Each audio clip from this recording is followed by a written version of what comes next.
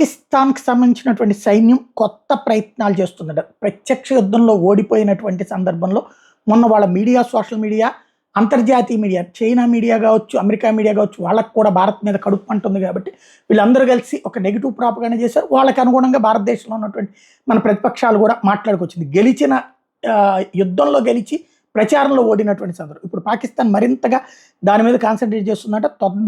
కొత్తగా 300 మంది ఎక్స్పర్ట్స్‌ని Indian లాంగ్వేజెస్‌లో ఎక్స్పర్ట్స్‌ని recruit చేసుకుందంట. నెలవారీ జీతాల మీదన వాళ్ళందరికీ టార్గెట్ టాస్క్ ఏంటయ్యా అంటే హిందూస్‌ని టార్గెట్ చేయడం, హిందూస్ పేర్లతో వాళ్ళు ముస్లింలని అబ్యూజ్ చేస్తూ పోస్టులు పెట్టడం, అలాగే లాంగ్వేజ్ మీద ప్రజలను విడగొట్టడం, క్యాస్ట్ పేరు మీద ప్రజలను విడగొట్టడం, ఇవన్నీ చేయడం కోసం అని చెప్పేసి ఒక టీంని ఫామ్ చేశారు. అమెరికా ఇచ్చే డబ్బులని లేదా ఐఎంఎఫ్, ప్రపంచ బ్యాంక్ ఇచ్చే డబ్బులని ఈ విధంగా వాడుతున్నారు. మాజీ ఐఎస్ఐ అధికారి అయినటువంటి కల్నల్ హఫీజుల్లా ఈ టీమును లీడ్ చేస్తున్నాడట. అంటే ప్రత్యక్ష యుద్ధంలో చేయలేనప్పుడు పరోక్ష యుద్ధంలో విభజించు పాలించు అనేటటువంటి సిద్ధాంతాన్ని వీళ్ళు దీని ద్వారా పాటించబోతున్నారు.